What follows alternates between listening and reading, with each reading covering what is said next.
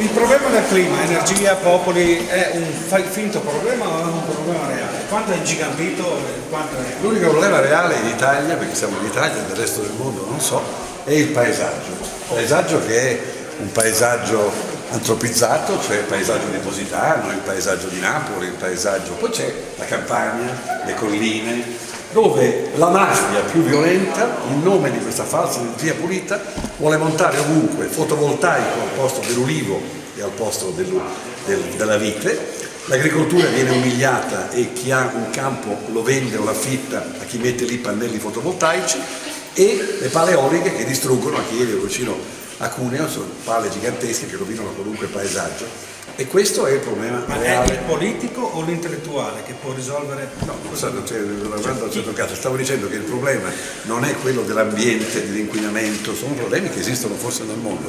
In Italia esiste il problema del paesaggio, violato dalla mafia, distrutto dalla gente che vuole rubare. I politici non hanno nessuna sensibilità, solo Mattarella ha recuperato la parola paesaggio che era nella Costituzione, che oggi si chiama ambiente, territorio, transizione ecologica, tutte queste strozzate che hanno inventato per confondere le idee. E perché questo è il dato. Poi la politica non è in grado di capire i problemi veri, quindi si inventa dei macro problemi, l'inquinamento dell'ambiente, il buco dell'ozono.